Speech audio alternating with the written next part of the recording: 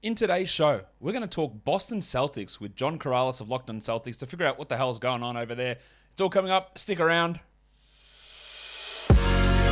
You are Locked On NBA, your daily NBA podcast. Part of the Locked On Podcast Network, your team every day. Hi guys, and welcome back to another Monday show. I'm your host on a Monday, Josh Lloyd. I'm also the host of the Locked On Fantasy Basketball channel and podcast, so you can find me over there. Today's show is brought to you by Built Bar. Thanksgiving is just around the corner, and with Thanksgiving, we know it's about family, but it's also about food. Unfortunately, that great and delicious food often is high calorie. Why don't you start a new Thanksgiving dessert tradition and have Built Bars instead of your traditional pie? A coconut cream pie, that's 300 plus calories per slice. A coconut Built Bar, it's 130 calories. Replace your raspberry cream pie or raspberry pie with a raspberry Built Bar. They are covered in 100% real chocolate, low in calories, low in fat, low in sugar, and high in protein.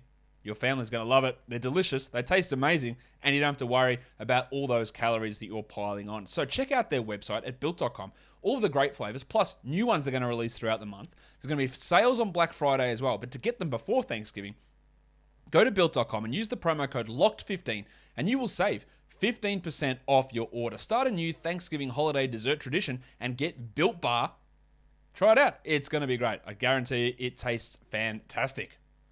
All right, so let's bring in now the host of the Locked On Celtics podcast, John Karalis, is here with me. John, I guess the number one question is, it's a broad question, what's going on with the Boston Celtics? Like, what's happening here? Jayson Tatum can't seem to hit many shots. They're struggling through games that they should be winning. Like, what is if you had to pinpoint one thing that is, I guess, contributing most to this general malaise, what is it?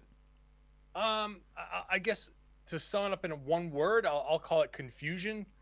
I think whether they are struggling to learn some of the things or struggling to execute some of the things or just struggling to find the energy to do some of the things, at the heart of everything that they're doing wrong is confusion, missed assignments, guys going off a little too ISO, things that instead of doing the things that Ime Udoka has asked them to do, they break, and when they do that, it's generally not good.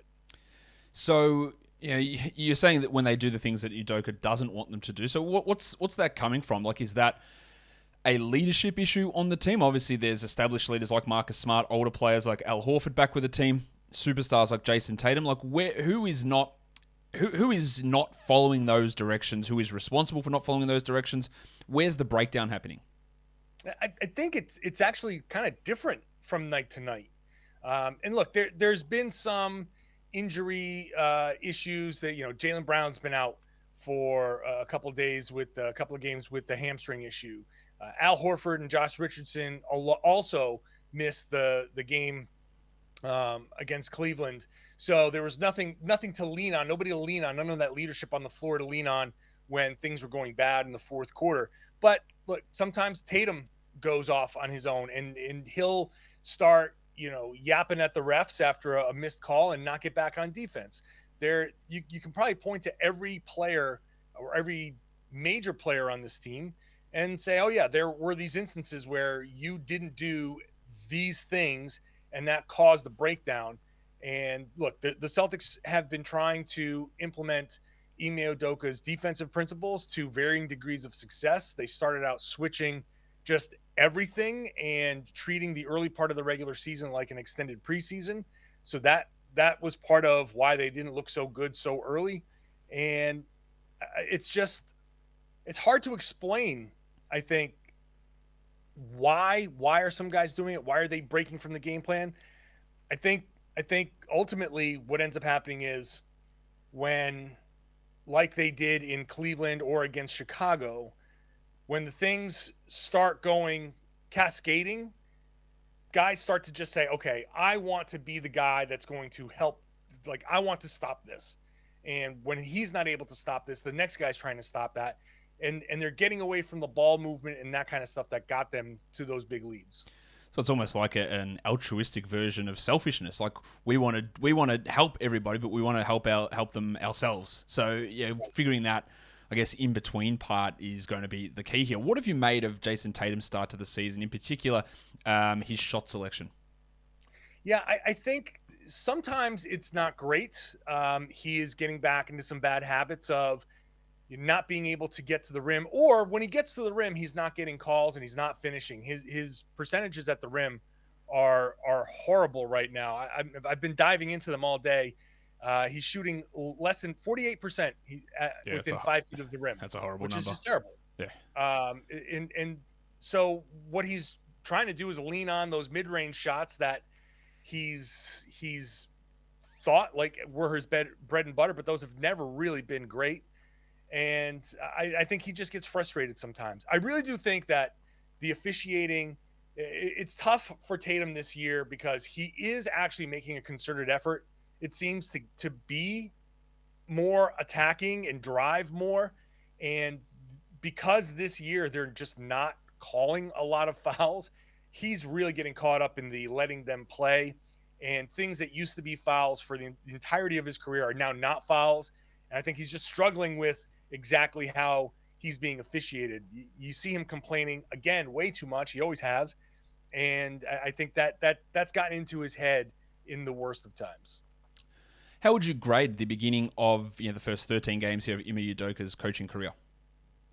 I think for Ime, it's tough with him to give him. I'll probably put it at like a C+ at this point, but it very easily could be in the B because it's hard to say what has he exactly told him to do and what are they doing on the floor. And I think by the end of the season, we'll start to get a sense of the early struggles. Were they based on, oh, okay, he really wanted them to do X, Y, and Z. It took them 2-3 months to really get the hang of it. And now that they do, they look great. So far, not sure. He's been struggling with some combinations on the floor. I think he's been experimenting a bit. So hard to say again, are those combinations that he's just going to go with all year? Or is he trying right now to figure things out? So when post All-Star break, the Celtics are really trying to battle for playoff position in seeding, that he now knows who he can trust. So it's been tough. There have been some decisions that I've been kind of perplexed by, but there just may be a method to the madness that we haven't known. That's the problem with a guy who's only coached a month or so in the NBA. I have no frame of reference to know what's real and what's not with him at this point. Is there any lasting impact from the Marcus Smart comments directed towards Jaylen and Jayson? Maybe there's going to be some conversation there whenever at the end of the game Smart is not in a position to do something, or if Smart tries to take over. We're going to go back to those comments. I think within the team, they've probably worked them out as best as they're going to work them out. Smart has been kind of a little different this year, and at least front facing with the media. He's not had the same attitude as he has had in the past. And I don't know if that's just displeasure with his role, wanting to have been the starting point guard. And now Dennis Schroeder is in there. Whenever there's an injury, he's the starting point guard. And I don't know if that played into what he said and if that's been worked out completely. So there's probably always going to be some level of residual with that, just because of where it came from Marcus Smart and what he's been dealing with to start the season. But I think on the court since then, honestly, they've actually played a bit better. And the collapse against Cleveland kind of brought people back to the Chicago collapse. But in between there, that Miami, Orlando, Dallas trip, even though they lost on the buzzer beater to Luka Doncic, they had been playing better. They beat the Bucks. They really have started to execute some of the things that we've been looking for them to do. They've been able to withstand punches and answer. But then the Cleveland fourth quarter happens, and we're right back to the beginning of the season. So there was some progress there, and some of the things that Marcus Smart has been saying is something, or things that Udoka had been saying, and they had been playing better since then, up until the collapse against Cleveland. Well, it is obviously going to be an interesting team to watch, especially considering I think we sometimes forget that Jaylen Brown isn't playing at the moment, and when he gets back and how all that figures it out, and where they sit, they're just one game under 500 at the moment. So it is going to be intriguing to watch, John. You'll cover it all for us over on the Locked On Celtics podcast. Thanks for coming on Locked On NBA with me. You got it.